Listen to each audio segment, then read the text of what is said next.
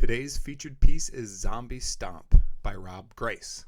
Hi everyone, thanks for tuning into Masters of the Musiverse. I'm Scott Cumro, and today we're continuing our August band boost with a spooky and fun piece for young bands. As you can see, I kept my painting clothes on.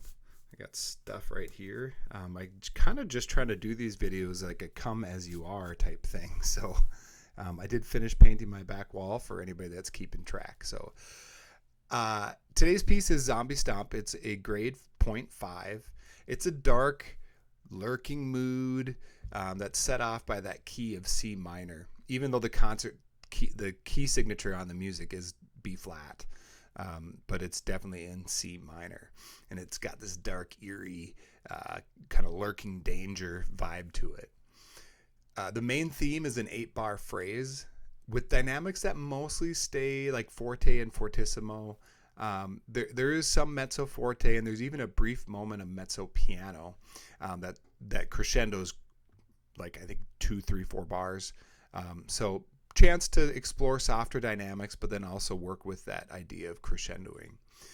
After the main theme is presented by the low brass and woodwinds, the trumpets take it over, but they change one of the quarter notes in the very beginning to 2 eighth note staccato notes. And when things like this happen in the music, because I think it's a valuable thing for all students to explore, I'll write a resource sheet for the piece that'll have the main theme and then this little change to it, and give all students a chance to explore what staccato eighth notes are, and maybe even a conversation about why add them, why have it be different.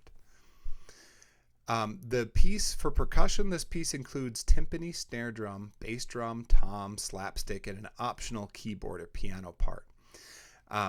The snares get a chance to play on the rhythm, as do the toms. The snares get a chance to play on the rim, as do the toms. So a little bit of spatial exploration there for students. The slapstick actually plays a significant role throughout the whole piece, so a student will have fun with that because it's not just sitting and waiting for that one moment to slap them together. The timpani part, it's great little timpani part that fits in well with the other instruments.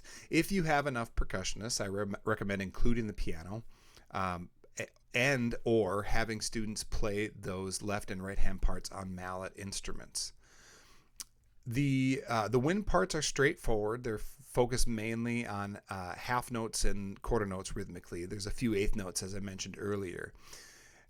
The main rhythmic challenge probably lies in the percussion parts, but it's really just eighth notes. So if your students are strong with eighth notes, should not be a problem at all.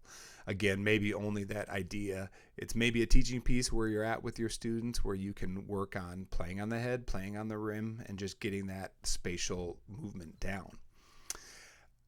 Although I'm programming this for an older group this year, I love starting with something that's very playable. So I should say that again. Although it's a 0.5 piece, I am programming this for an older group this year.